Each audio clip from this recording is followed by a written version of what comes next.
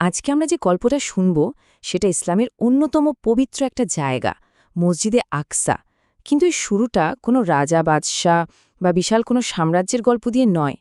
এর শুরুটা হয়েছিল হাজার হাজার বছর আগে, এক রাতের একটা ঐশ্বরিক স্বপ্ন থেকে। তো প্রশ্ন আসতেই পারে, তাই না, যে এত বড়, এত মর্যাদাপূর্ণ একটা জায়গার শুরুটা আখির হলো কিভাবে?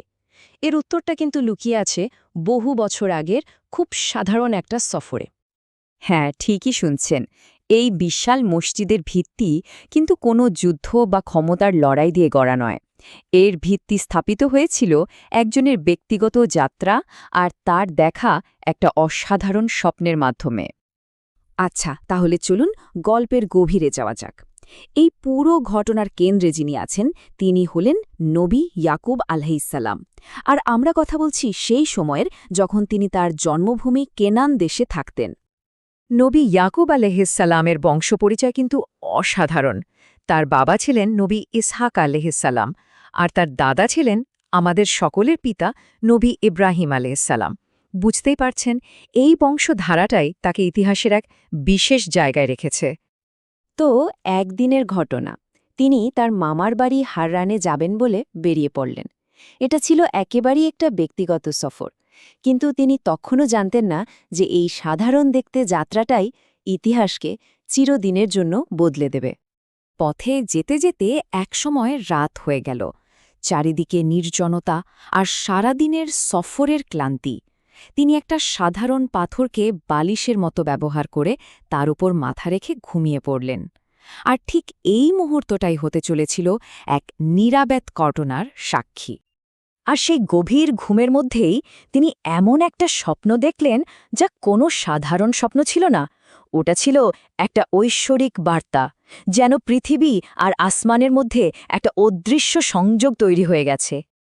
স্বপ্নে তিনি যা দেখলেন তা কিন্তু একবারে নয়, বরং তিনটে অংশে। প্রথমে দেখলেন মাটি থেকে একেবারে আকাশ পর্যন্ত একটা বিশাল সিঁড়ি। তারপর দেখলেন সেই সিঁড়ি বেয়ে আল্লাহর ফেরেশতারা ওঠানামা করছেন। আর সবশেষে তিনি স্বয়ং আল্লাহর কাছ থেকে একটা প্রতিশ্রুতি পেলেন যে এই ভূমিতে তাকে এবং তার বংশধরদের অশেষ বরকত দেয়া হবে। এই অসাধারণ স্বপ্নটা নবী ইয়াকুব আলাইসাল্লামের মনে এতটাই গভীর ছাপ ফেলেছিল যে তিনি সাথে সাথেই একটা যুগান্তকারী সিদ্ধান্ত নিয়ে ফেললেন। তিনি একটা পবিত্র মানত করলেন, যা ভবিষ্যতের ইতিহাসকে একটা নতুন দিকে নিয়ে যাবে। স্বপ্নটা দেখার পর তার মন খুশিতে ভরে গেল, আর সেই মুহূর্তে তিনি ঠিক করলেন এই বিশেষ অভিজ্ঞতার সম্মান জানাতে তিনি যখন ফিরে আসবেন, ঠিক এই জায়গাতেই আল্লাহর ইবাদতের জন্য একটা ঘর বানাবেন। আর তিনি শুধু মনে মনে ভাবলেন না, কাজটাও পাকা করে রাখলেন। যে পাথরটায় মাথা রেখে ঘুমিয়েছিলেন সেটার উপর তেল ঢেলে একটা চিহ্ন দিয়ে রাখলেন। কেন? যাতে সফর থেকে ফিরে এসে জায়গাটা সহজেই খুঁজে বের করতে পারেন। আর এই পবিত্র জায়গাটাকে তিনি একটা নামও দিলেন। তিনি এর নাম রাখলেন বাইতুল ইল। এই বাইতুল ইল নামের অর্থটা কিন্তু খুব গভীর। এর মানে হল আল্লাহর ঘর। বলা যায় এটাই ছিল এই জায়গার পবিত্রতার প্রথম আনুষ্ঠানিক ঘোষণা। বেশ, তাহলে চলুন এবার দেখি এরপর কি হল, কিভাবে সেই মান্যত পূরণ হল, আর কিভাবে সেখান থেকে এক বিশাল ঐতিহ্যের শুরু হল। সফর শেষে তিনি কিন্তু তার কথা ভোলেননি। ফিরে এসেই সেই চিহ্ন দেওয়া জায়গাতেই তিনি একটা মসজিদ বানালেন, আর এই মসজিদটার নাম তিনি রাখলেন বাইতুল মাকদিস। এই পবিত্র জায়গার কিন্তু দুটো বিখ্যাত নাম আছে। বাইতুল মাকদিস, যার মানে হল পবিত্র ঘর, আর পরে যেটা সবচেয়ে বেশি পরিচিতি পায় সেটা হল মসজিদে আকসা, যার মানে দূরবর্তী মসজিদ। দূরবর্তী কেন? কারণ এটা মক্কা আর মদিনা থেকে বেশ খানিকটা দূরে অবস্থিত। এখন কথা হল এই মসজিদের মর্যাদা ঠিক কতটা। দেখুন, প্রথমত এটা কাবা আর মসজিদের নববীর পর ইসলামের তৃতীয় পবিত্রতম স্থান।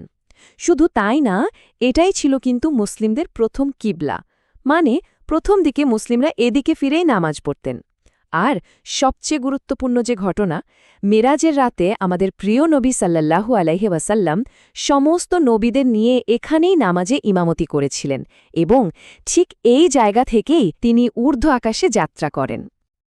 এই গল্পটা কিন্তু শুধু একটা জায়গার না, এটা একটা গোটা জনগোষ্ঠীরও। নবী ইয়াকুব আলিহিসাল্লাম এবং তার বংশধরদের গল্প এর সাথে ওতপ্রোতভাবে জড়িয়ে আছে। এই স্লাইডটা দেখুন, এখানে নামের অর্থটা খুব সুন্দর করে বলা আছে। নবী ইয়াকুব আলাইহিসসালামের আরেকটা নাম ছিল ইসরায়েল, যার মানে হল আল্লাহর বান্দা।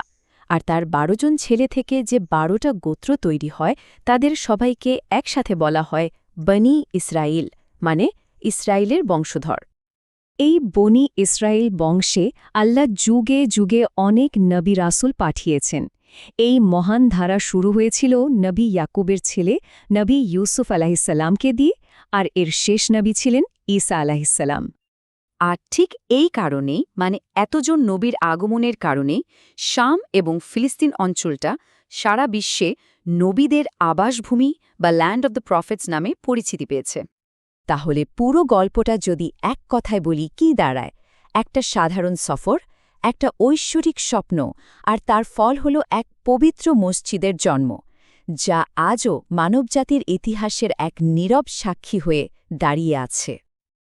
একবার ভাবুন তো, শুধু একজনের দেখা একটা স্বপ্ন থেকে কিভাবে হাজার হাজার বছরের ইতিহাস, ঐতিহ্য আর কোটি কোটি মানুষের বিশ্বাস জন্ম নিতে পারে। এটা আমাদের এটাই শেখায় যে অনেক সময় খুব সাধারণ একটা ঘটনাই কিন্তু পৃথিবীকে বদলে দেওয়ার ক্ষমতা রাখে।